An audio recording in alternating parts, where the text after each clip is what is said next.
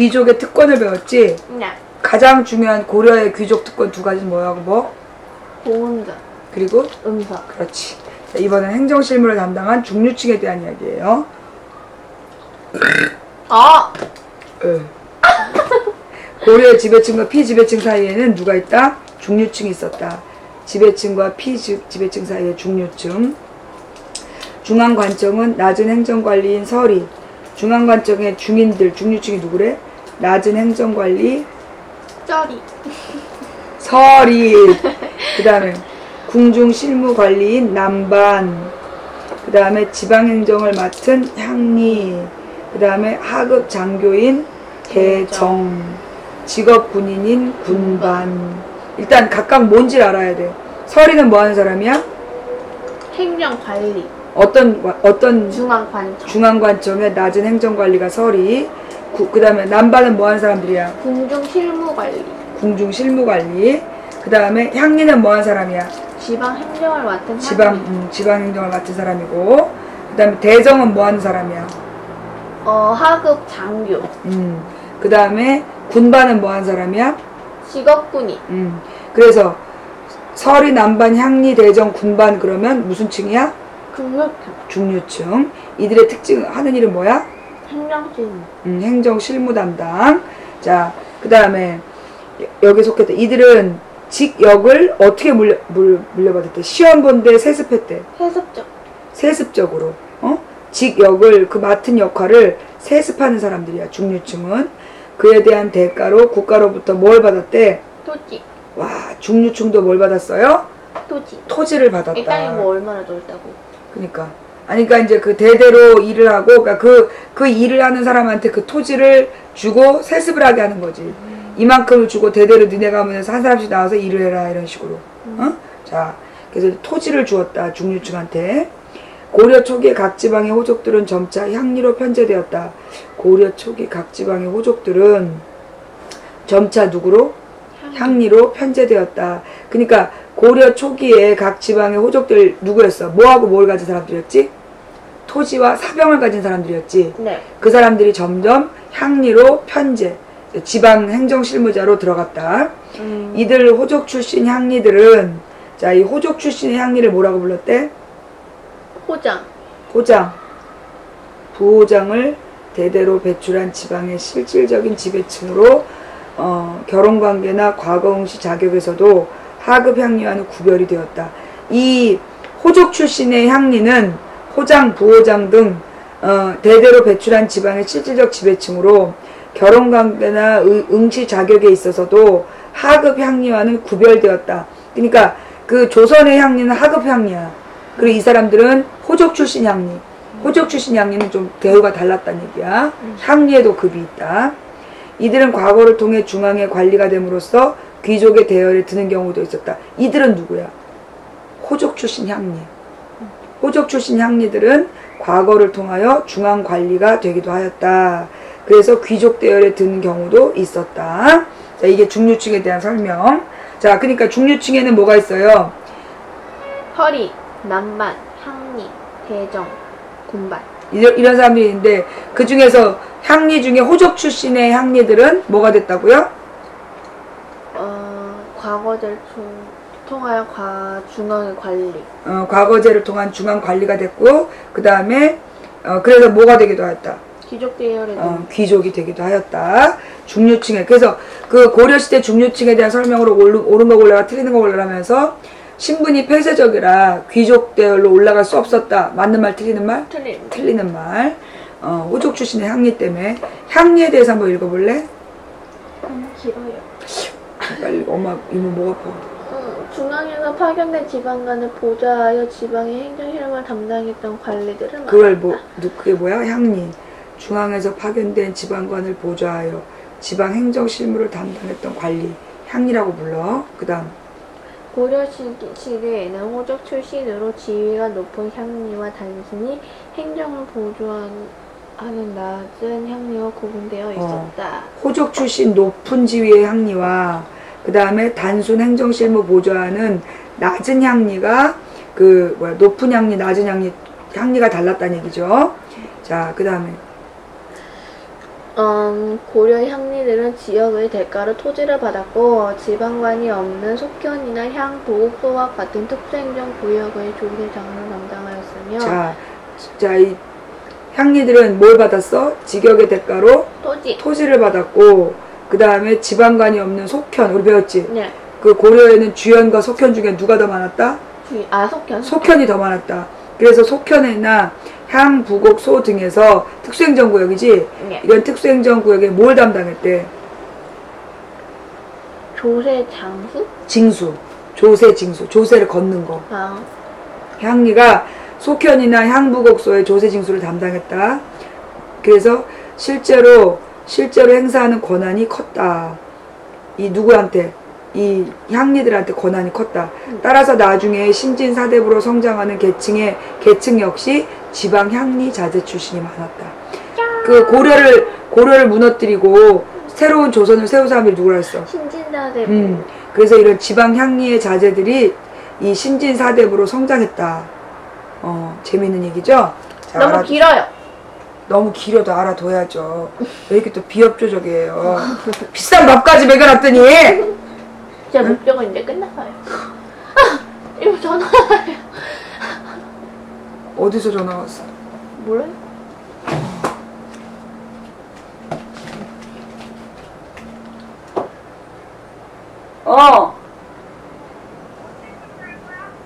나는 이제 5시에 씻고 6시 출발.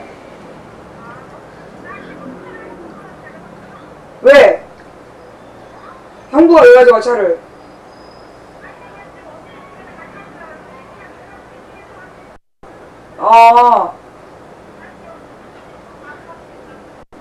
그래. 알았어. 내가 출발할 때 전화할게.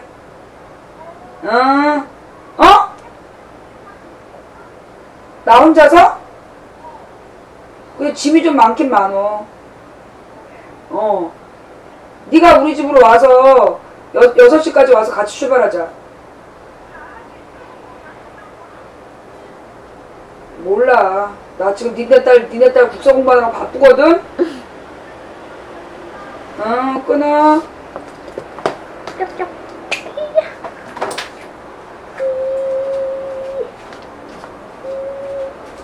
아유, 모녀가 나를 그냥 괴롭혀. 저의 목장 클났으니까 별로 협조적이지 않을 거예요. 비싼 밥 얻어 먹었으니까 이제는 공부 안 할 거예요? 네. 오늘 여기까지 하자. 이 15분 안에 여기까지 못할 것 같은데? 그럼 그냥 갑시다. 안 돼. 자, 이제 평민까지만 하자, 평민까지만. 생산활동에 종사하는 평민. 자, 이 사람들은 생산활동을 하면서도 가장 중요한 일을 했어. 뭘까? 조세공납력. 그렇지. 평민에게 제일 중요한 건 노동을 하고 세금을 냈다는 거야. 이걸 내가 하다니. 자, 평민은 일반 9년에 거주하며 농업이나 상공업에 종사하는 사람을 말한다. 고려시대 백성은 대부분 농민이었고 이들은 백정이라고 불렸다. 자, 고려의 백정은 농민을 얘기해요. 조선의 백정은 이 초 잡는 사람을 백정이라는데 이 고려의 백정은 농민을 얘기해요. 백성과 비슷한 이름이야. 백정이라 불리기도 하였다. 농민은 자신의 소유지인 민전. 자, 그러니까 자신의 소유지, 농민의 소유지를 뭐라고 불러? 민전을 경작하여 생활하였고 자신의 땅이 없는 경우에는 남의 땅을 빌려서 농사를 지었다. 소작농이지. 그래서 이제 그 귀족의 땅을 빌려서 농사를 지었다. 부녀자들은 삼배, 모시, 비단 등을 짜는 일을 하며 생계를 유지하였다. 여자들. 그 다음에 이 농민의 생활은 대체로 어려웠다. 국가에 내야 하는 조세, 공납, 역, 이거를 고등학교 올라가면 조용조라고 배워. 국가에 내야 되는 조세, 공납, 역의 부담이 무거웠을 뿐만 아니라 관리들이 세금을 불법적으로 걷어들이거나 토지를 빼앗아가는 경우도 많았기 때문이다. 그러니까 기본적으로 노동을 하면서 조세, 공납, 역을 내는 게 기본인데 관리가 세금을 불법적으로 더 걷거나 토지를 빼앗기도 했기 때문에 농민들의 생활은 대체로 어땠다? 어려웠다. 자, 이에 농민은 황무지를 개간하여 경작지를 늘리고 농민들의 자구책이네요. 황무지를 개간하여 경작지를 늘리고 비료를 주는 방법을 개선하고 저수지를 만드는 등 새로운 농업기술로 생산량을 늘려갔다. 와, 이 농민들이 뭐 했다고요? 생활이 어려웠기 때문에 황무지를 개간하고 그 다음에 비료를 주는 방법을 개선하고 그 다음에 저수지를 만들고 그래서 이런 새로운 농업기술을 찾아간 사람들이 누구야? 농민. 아니 그걸 국가에서 해주지 않아요? 그걸 국가에서 안 해줘서 농민들이 스스로 시비법이라 그래가지고 똥오줌이랑 이렇게 짚을 섞어가지고 그거를 밭에 뿌리면 밭에 공식이 잘 자라는 거 이런 것들도 다 이제 이 농민들이 깨달아 간다는 거지. 그래서 이제 나중에 뭐 했어요 그러면? 세금만 걷었지. 그 세금으로 뭐 했어요? 세금으로 사치를 부었지. 자기 시장했겠지. 자, 가난한 백성을 구하라. 조선 고려 사회는 농민의 생산에 크게 의존하고 있었다. 따라서 농민의 생활을 안정시키는 것은 국가의 안정에도 꼭 필요한 일이었다. 이를 위해 고려는 의창, 상평창, 제위보 등의 사회제도를 운영하였다. 너의 질문에 대한 답이네. 국가에서 한 게 의창, 의로운 창고, 그 다음에 상평창, 제위보. 상평창은 물가 관리를 했던 데고 의창은 곡식이 필요한 농민들한테 곡식을 빌려주던 기관이야. 그 다음에 제위보는 기금을 마련했던 이런 사회제도였다. 여기 의창은 평상시 곡식을 저장해 두었다가 식량이 부족한 봄이나 흉년에 백성에게 빌려주던 빈민구제기관. 뭐라고요? 의창. 뭐 했대? 평상시에 곡식을 저장해 두었거나 식량이 부족한 봄이나 흉년에 백성에게 빌려주던 빈민구제기관. 이거는 옛날에 고구려의 뭐? 진대법. 과 유사한 것이었다. 그러니까 옛날에 농민들이 이게 힘드니까 국가에서 진대법이나 의창을 운영했어. 이유가 뭘까? 농민들이 너무 힘들면 뭐가 될까? 도망가 버리겠지. 고향을 떠나버리거나 아니면 노비가 되겠지. 그럼 노동력이 떨어져. 그렇지. 세금 걷을 대상이 없잖아. 그래서 세금을 걷기 위해서 이 진대법 의창을 운영했던 거야. 고구려의 진대법을 계승한 게 고려의 의창. 또 상평창은 곡식이 쌀 때 사두었다가 비쌀 때 이를 풀어 물가를 조절. 이게 상평창이야. 물가 조절 기구. 뭐라고요? 상평창은 물가 조절 기구. 이건 물가가 뭔지 알지? 네. 가격의 급격한 변동을 막아 농민이 안심하고 생업에 종사할 수 있는 조치였다. 그리고 일정한 기금을 마련하여 그 뒤 이자를 가지고 가난한 백성을 구제하는 제위보를 설치하였다. 기금으로 이자, 일종의 은행이야. 일종의 은행으로 은행에서 돈을 만들어서 그걸로 가난한 백성을 구제하는 일했다. 한편 거친 땅을 일궈 논밭을 만든 농민에게는 일정 기간 동안 세금을 면제해 주기도 했다. 스스로 개간을 한 농민들한테는 와 이렇게 일정 기간 세금을 면제해 주는 그런 제도를 했다. 이 가난한 백성을 구하라. 왜? 가난한 백성은 누구이기 때문에? 조세. 납세자 써. 납세자. 세금을 납부하는 사람. 납세자. 납세자가 사라지면 나라는 망하게 돼 있거든. 그래서 납세자를 보호하는 의창, 상평창, 제위보를 운영했다. 고구려에는 진대법이 있었다. 그래서 제일 중요한 게 그래서 지금도 평민, 일반 국민이 제일 중요한 거야. 이 사람들이 세금을 내기 때문에. 5분 남았어요. 자, 문제 풀래요. 문제는 이모 간 다음에 풀으라니까. 응? 이모 간 다음에 스스로 이렇게 책을 뒤지면서 문제를 풀어. 아, 왜 그러세요? 여기까지만. 지금 10분 남아서 10분. 비명 지르지 말고. 이모 마음은 급해. 너 이거 지금 80페이지 남았는데 언제 다 해? 내일 하루에 이거 80페이지 다 해야 되는데. 괜찮아요. 다 안 해도 돼요. 뭘 또 다 안 해도 돼. 니네 엄마 기대도 있고. 아니 기대가 아니라 이번엔 진짜 우리가 국사를 이렇게 네가 잘 알아챘는데 범위를 끝내보는 게 우리의 목표여야지. 야! 자, 미륵 변상도는 뭐니? 이게 뭐 하는 거지? 곡식을 베고 옮기는 농민들의 모습을 묘사되어 있으며 농민들을 감상하는 감시하는 지주의 모습. 여기 앉아갖고 그 감시하고 있는 꼬라지 봐라. 에이씨. 딱 그늘에 앉아갖고 농민들을 감시하고 있다. 이걸 미륵 변상도라고 한다. 그 다음에 이게 뭐래? 괭이. 그 다음에 따비. 농민들은 여러 농기구를 이용한 농사를 지었는데 고려시대에는 소를 이용해 깊이 가리가 보편화되고 깊이가리, 우경. 소를 이용해서 깊이 간다는 게 뭐냐면 땅에 농사를 지으면 뿌리가 그 주변에 양분을 빨아들여갖고 곡식을 키우잖아. 그럼 그 땅이 점점 양분이 사라져. 그러면 그때 그 소 뒤에다 쟁기라는 걸 달아. 그래요, 이렇게 두두두. 그렇지. 그럼 이제 소가 앞에서 끌면 쟁기를 깊이 박으면 땅이 이렇게 깊이 파이는 거야. 깊이 파이면서 그게 뒤집어지는 거야. 그래서 땅을 뒤집으면 그만큼 표피로 뒤집어진 땅에 양분이 쌓이겠지. 그게 이 쟁기질이라는 게 이게 우경이야, 우경. 근데 그렇게 되면 색싹도 다 죽지 않아요? 아니, 그러니까 그 쟁기질을 언제 하냐? 봄에 해, 봄에. 농사 짓기 전에. 씨 뿌리기 전에 흙을 바꿔갖고 그 뒤집어진 흙에다가 씨를 뿌리는 거야. 그래서 이렇게 소를 이용한 기피가리가 보편화되고 비료를 주는 방법이 발달하면서 휴경지는 뭐냐면 옛날에는 이런 방법을 몰라서 곡식이 잘 안 자라면 거기를 쉬게 했어. 쉬게 하면 그 곡식에 잡초가 자랐다가 죽고 그게 썩고 막 이러면서 그것도 뭐 동물 시체들이 썩고 그래서 뭐 1년이나 2년을 지나고 나면 땅이 또 살아났거든. 그걸 휴경지라 그랬는데 이제는 우경법이 발견되고 발전하고 그 다음에 비료를 주는 방법이 개발이 되면서 더 이상 쉬는 경작지가 사라지게 되었다. 자, 특수행정구역을 뭐라 그런다고? 향부곡소. 그죠. 얘네들 뭔가를 만드는 사람들이죠. 이 사람들은 신분상으로는 평민이지만 9년에 거주하는 일반 백성들보다 어떻게 됐대요? 사회적 위치가 낮았다. 얘네들 강제노동처럼 물건을 만들어야 돼. 이들은 더 많은 세금을 부담하였고 다른 지역으로부터 이주하는 것도 금지되었다. 왜냐하면 이 사람들은 뭐 무기나 장신구를 다 만들어야 되기 때문에 금은 세공품이나 그런 걸 만들어야 되기 때문에 그 기술을 딴 데로 빼돌릴까봐 이주를 금지시켰어. 그리고 향이나 부곡에 사는 사람들은 주로 농업에 종사하였고 뭐요? 향, 부곡 이 사람들은 뭐야? 주로 어떤 전문 농업도 이게 좀 그 특수곡물 이런 것들을 지었나봐. 그 다음에 소에 사는 사람들은 뭘 했대요? 수고했어요, 뭐.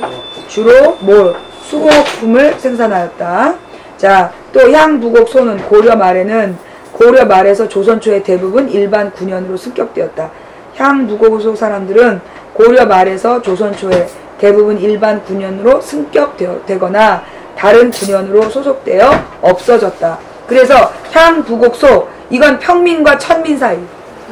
자, 뭐요? 특수행정구역은 뭐라고요? 향, 부곡, 소. 이 사람들은 뭐 하는 사람들이야? 신분상으로 평민이지만 9년에 거주한 일반 백성들보다 지위가 낮았다. 이들은 더 많은 뭐를 부담해? 세금을 부담하고 이주가 금지되었다. 이주가 금지되었고 향, 부곡은 주로 뭘 했어? 농업을 했고 소에 사는 사람들은? 사는 사람들을 주로 소에 사는 사람들은 주로 뭐에 종사해?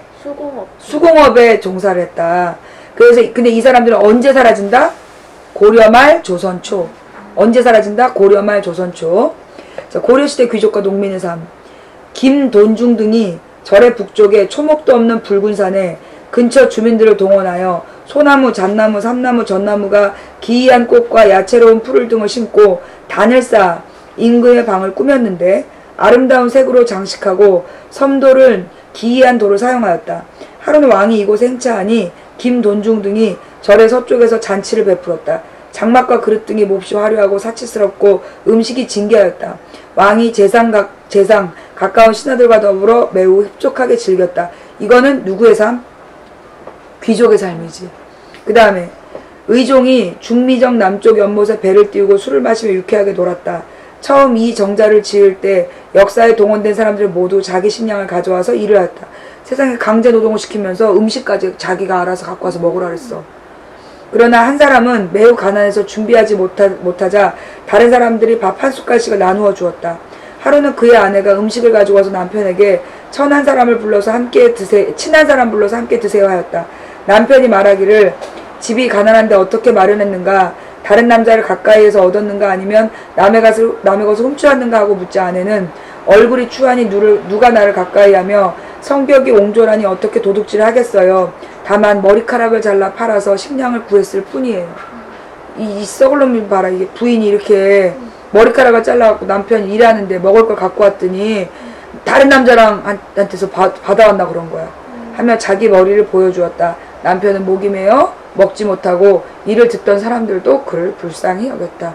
그래서 귀족들의 사치스러운 삶과 평민들의 가난한 삶, 이를 통해 귀족과 농민의 하루 생활을 비교해보자. 귀족은 놀고 먹었고 백성은 정말 가난하게 고생하였다. 자, 사람 취급을 못 받던 천민. 남자 노비의 몸값은 나이 15세에서 60세까지는 옷감 100필, 15세 이하에서 60세 이상이면 50필. 여자 노비의 몸값은 15에서 50세까지는 120필. 여자가 몸값이 더 높았어. 그 다음에 15세 미만이나 60세 이상이면 60필. 남자보다 여자가 몸값이 높았겠지. 왜요? 그 뭐지? 노동하는 사람 남자잖아. 그게 여자가 왜 높았을까? 나도 잘 모르겠어. 왜냐하면 여자 노비는 아이를 낳을 수 있잖아. 왜요? 여자 노비가 아이를 낳으면 그건 또 노비가 돼. 만약에 주인이 여자를 강제로 취해갖고 노비가 임신을 하잖아. 그러면 그 몸에서 난 노비는 또 노비가 돼. 그래서 이 아이를 낳을 수 있는 근데 왜 여자. 아까 왜 버벅거렸어요? 아이고 씨. 자, 우리나라의 법은 8대 동안 호적의 천인. 우리나라의 법은 8대 동안 호적의 천인의 무리와 관계없어야 비로소 벼슬을 할 수 있었다. 자, 이건 무슨 얘기냐면 8대 동안 그 엄마나 아빠가 천민이 아니어야 됐다는 얘기야. 그래야 벼슬 할 수 있었다. 천인의 무리에 속한 자는 아비나 어미 한쪽이 천인이면 천인이 된다. 즉 본 주인이 놓아주어 양인이 되더라도 자식은 도로 천인이 되었다. 무슨 얘기인지 알겠어? 본 주인이 그 노비를 풀어줘도 그 노비가 낳은 자식은 다시 노비가 된 거야. 그게 고려의 신분제도였다. 사람 취급을 못 받던 천민의 대다수는 누구였다? 노비였다.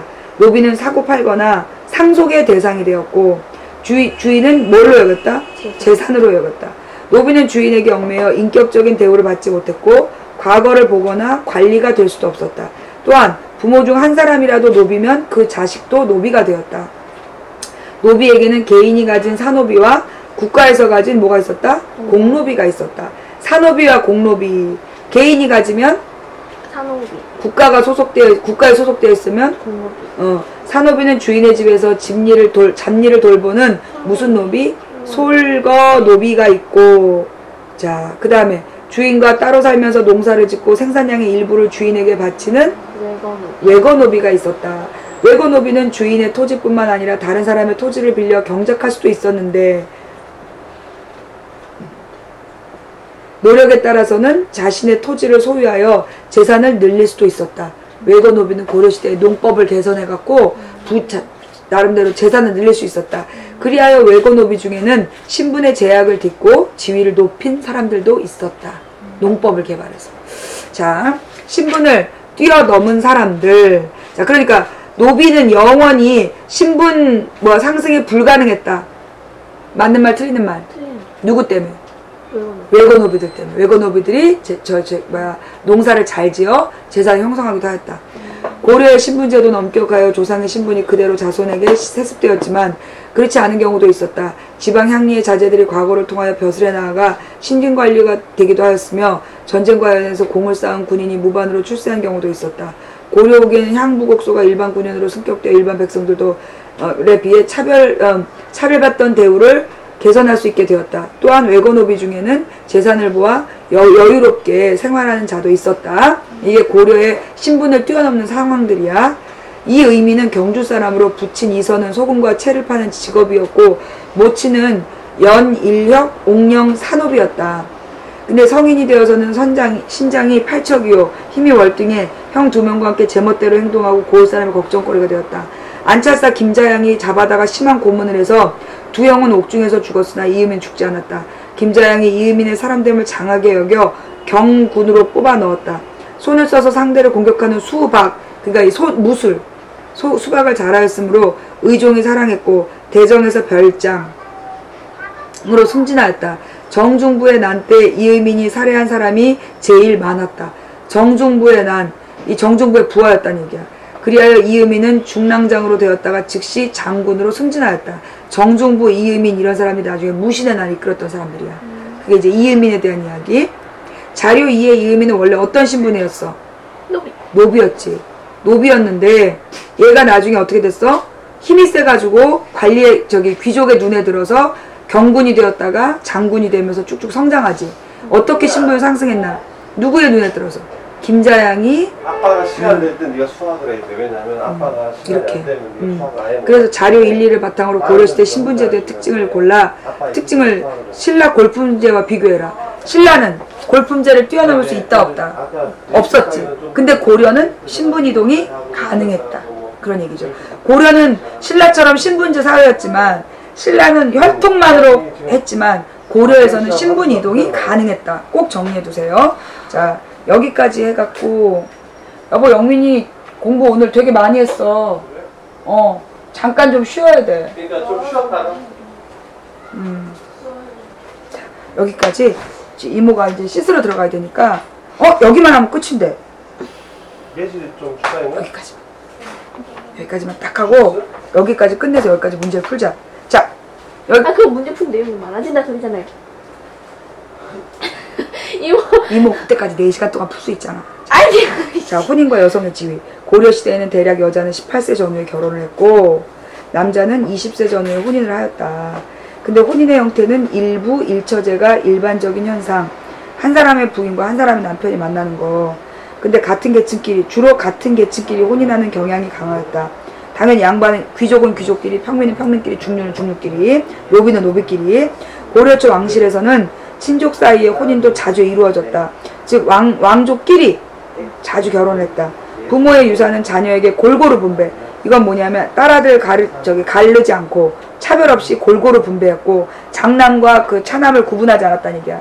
골고루 분배했고 태어난 차례대로 호적에 기재하고 남녀 차별을 하지 않았다. 근데 조선이 되면 여자는 호적에 안 올리고 막 그랬었어. 아들이 없을 때는 양자를 드리지 않았고 딸이 제사를 지냈다. 조선이 되면 딸은 제사를 못 지냈어. 사위가 처가에서 생활하는 예도 많았다. 그 다음에 사위와 외손자에게도 음서의 혜택이 있었다. 뭐요? 사위와 외손자에게도 음서의 혜택을 주었다. 여성의 재혼은 비교적 자유롭게 이루어졌고 재혼한 부모를 둔 자녀의 사회적 진출도 차별을 두지 않았다. 재혼도 가능했다는 얘기야. 재혼이 가능했고 재혼한 가족의 부모를 둔 자녀도 사회적 진출에 차별을 두지 않았는데 조선이 되면 어머니가 재가를 하잖아. 그러면 선비로 나가지 못하게 했어. 차별을 했어. 왜냐하면 이제 이 사대부의 지위를 지키려고. 자, 아직 어린 너를 두고 아버지가 돌아가시면서 전 재산을 누나에게 몽땅 물려줬다고? 아버지는 저에게 검정옷 한 벌, 검정모자 하나, 신발 한 켤레, 종이 한 장만 남기셨습니다. 저 울었어. 재산을 똑같이 주면 누나가 동생을 잘 돌보지 않을까 걱정하신 것이다. 그리고 동생이 커서 분쟁이 생기면 종이에 소를 쓰고 검정옷과 모자, 신발을 신고 관청에 고소를 해서 해결해 줄 것이라고 생각하였을 것이다. 그래서 손자는 남매에게 재산을 반으로 나누기로 판결하였다. 어머니가 일찍 재산을 나눠줄 때 나이키에게는 따로 노비 40구를 물려주었다. 나이키는 제가 6남매 가운데 외아들이라 해서 어찌 사소한 것을 더 차지하여 여러 자녀를 골고루 화목하게 살게 하려 한 어머니의 거룩한 뜻을 더럽히겠습니까? 라고 하면서 사양하자 어머니가 옳게 여기고 그 말을 따랐다. 위의 자료를 통해 알 수 있는 고려시대 상속제도의 특징은 여성의 지위와 관련해서 생각해보자. 누구보다 조선시대보다 여성의 지위가 남자와 동등했다. 동등하거나 혹은 더 우월했다 라는 걸 알 수 있습니다. 자, 우와. 그래서 고려인들의 생활 모습. 고려시대의 왕족과 귀족들은 비단으로 만든 옷을 입고 금과 은으로 만든 화려한 장신구를 착용했다. 반면 평민들은 주로 거친 삼배나 모시로 옷을 만들었다.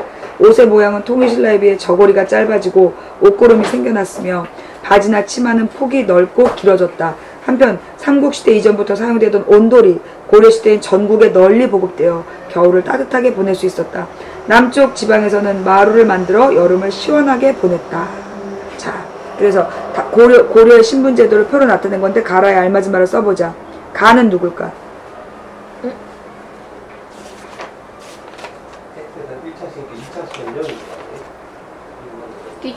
귀족.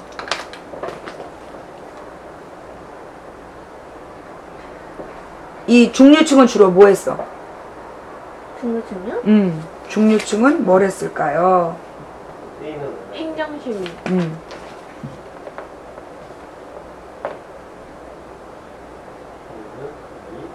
그 다음에 다는 누구일까요? 평민. 이름이 농민상의 수공업자 향소부공민은 평민이었고, 천민은 공노비, 사노비, 뭐 이런 외고노비, 솔고노비 이런 애들이 노비였죠. 자, 다음에 용어를 정리해보자. 음서제도는 뭐였지? 뭘 보지 않고 뭐가 되는 길? 과거제를 보지 않고 관리가 되는 길. 백정은 누굴 얘기하지? 고려의 천민이야, 평민이야? 평민. 그렇지. 고려 시대에 농사짓던 평민. 고려 시대의 농사짓던 평민.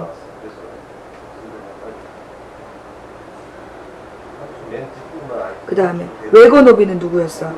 밖에서 집 밖에서, 그러니까 주인으로부터 떨어져 나가 토지를 농사짓던 노비지, 그지? 그 다음에 이 고려시대 관리를, 이거 누구야? 지방에서 행정실무를 맡았다. 과거를 거쳐 중앙 관료로 진출하기도 하였다. 호족 출신의 누구였지? 향. 그렇지.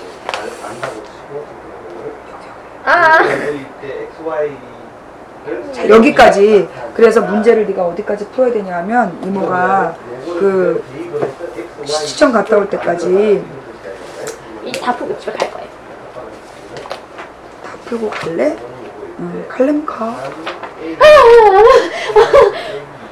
고려 전기의 대외 관계, 그 다음에 대단원 마무리, 너무 많잖아요. 고려 사회 변천에서 여기까지.